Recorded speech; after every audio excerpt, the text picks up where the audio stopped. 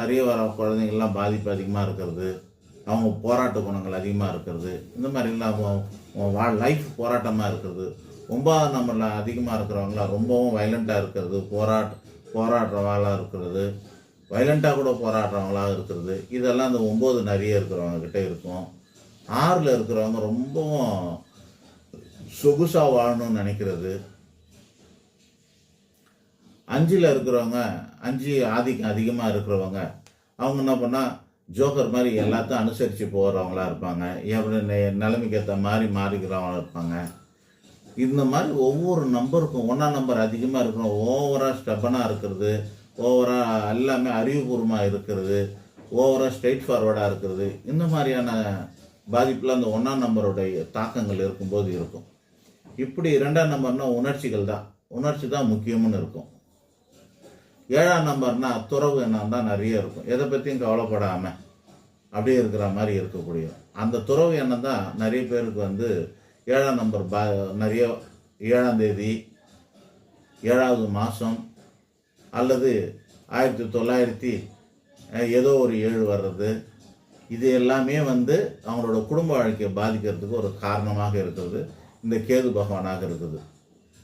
ஆக இந்த நியூமராலஜிக்கு சம்மந்தம் இருக்கிற காரணத்தினால இந்த ஜென்ஜின்னு சொல்லக்கூடிய அவங்க என்னமோ கணக்கு சொல்கிறாங்க 97ன்னு சொல்லிட்டு, அது என்ன கணக்கில் அவங்க ஆராய்ச்சியாளர்கள் அப்படி வச்சுருக்கிறாங்களான்னு நமக்கு தெரியல.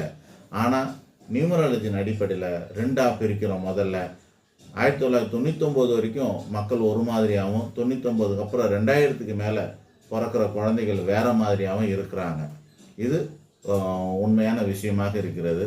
இந்த அதில் 1999ல் அந்த 99லாம் எப்படி அது ஒரு பலனை கொடுத்ததோ அந்த மாதிரி இப்போது 2000, 2020, 2021 இந்த 2 வர்றதெல்லாம் கொஞ்சம் அதிகமான பாதிப்பு வரும். அதெல்லாம் உண்மைதானா அப்படின்னாக்கா, நாங்கள் கூட்டுத்தொகையில் 8/8 வந்தப்போலாம் சுனாமி போன்ற பல பிரச்சனைகள்லாம் வந்தது. சுனாமி போன்ற பல பிரச்சனைகள் 8/8ன்ற காம்பினேஷன் வரும்போது இந்த இயற்கை சீற்றங்கள்லாம் வர்றது உண்டு. அது மாதிரி இந்த நம்பருக்கு உலகத்துக்கே மாற்றங்கள் வரும்போது தனி மனுஷனோட வாழ்க்கையில் மாற்றம் வராதா?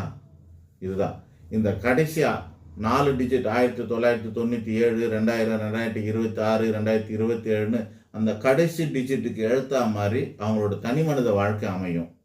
அதுக்கு முன்னாடி இருக்கிறது அவங்க தலைமுறை வாழ்க்கையை குறிக்கும். அதுக்கும் முன்னாடி இருக்கிறது அப்படின்னு சொல்லக்கூடியது அவங்களுடைய காலகட்டத்தை குறிக்கக்கூடியதாக இருக்கும். இது மாதிரி. நன்றி, வணக்கம்.